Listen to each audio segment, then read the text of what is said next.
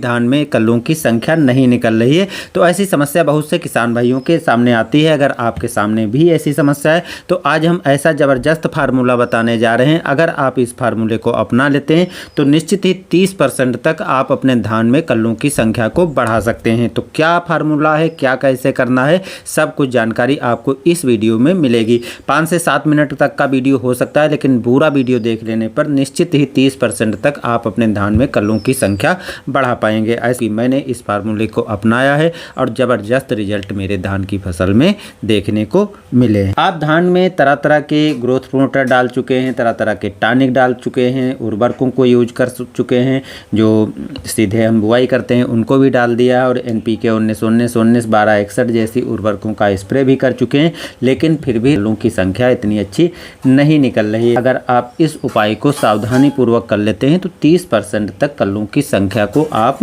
बढ़ा सकते हैं।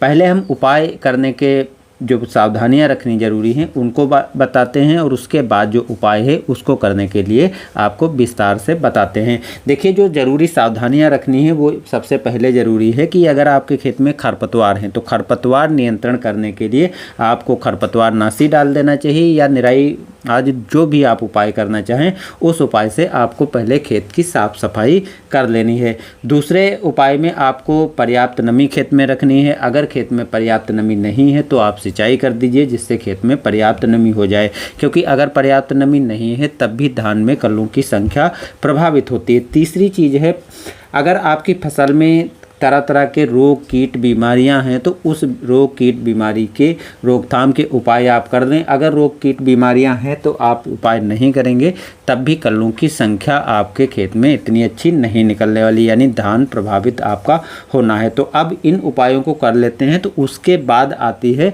कि आपको क्या उपाय करने हैं जो मैं बताने जा रहा हूँ। देखिए दोस्तों, ये ढेर सारे उपाय आपने कर लिए हैं, उर्वरकों को भी डाल दिया, टॉनिक भी डाल दिया, ग्रोथ प्रमोटर डाल दिया, फिर भी कल्लों की संख्या नहीं निकल रही है।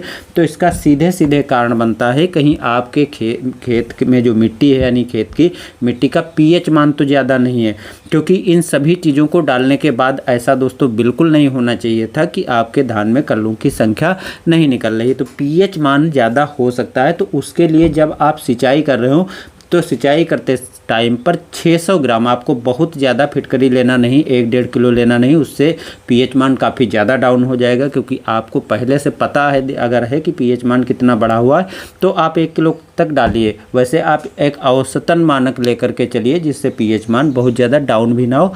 तो 600 ग्राम प्रति एकड़ जो है आपको फिटकरी ले लेना है और उसको पानी के साथ में चला देना है। 3 से 4 दिन के बाद देखेंगे कि अगर आपके खेत में शैवाल की एक परत जमी है तो वो भी फट जाएगी और pH मान 3 से 4 दिन पर कंट्रोल हो जाएगा। अब आपके खेत में pH मान कंट्रोल हो गया है। अब जो भी आप देंगे वो पौधे को अच्छे से मिलेगा और अच्छे से वो वर्क करेगा।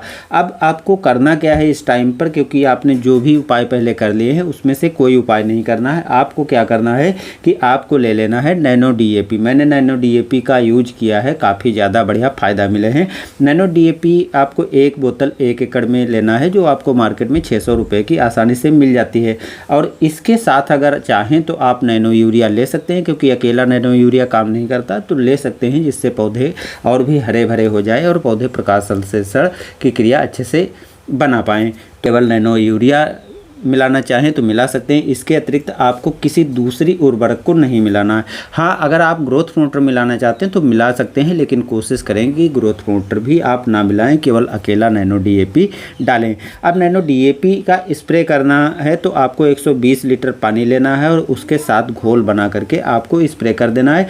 3 से 4 दिन का गैपिंग कर सकते हैं, या 48 घंटे के बाद आपको एक दूसरा उपाय करना है। दूसरे उपाय में क्या करना है, सबसे पहले आप जब नैनो DAP स्प्रे करने जा रहे हैं उस टाइम पर 5 किलो सरसों की खाली लेकर के और 20 लीटर की बाल्टी में डाल करके और उस ऊपर तक पानी भर करके उसको छोड़ देना है। 4 से 5 दिन में वो अच्छे से एक टॉनिक तैयार हो जाएगा और उसमें जो 20 लीटर आपने पानी डाला है उसमें का 10 लीटर 8 से 10 लीटर घोल निकाल लीजिए और 120 से 30 लीटर पानी आप फिर से ले लीजिए और उसमें आप इस घोल को डाल दीजिए। इस घोल को डालने के बाद आप जो घोल तैयार हुआ है इसको पूरी फसल पर स्प्रे कर दीजिए।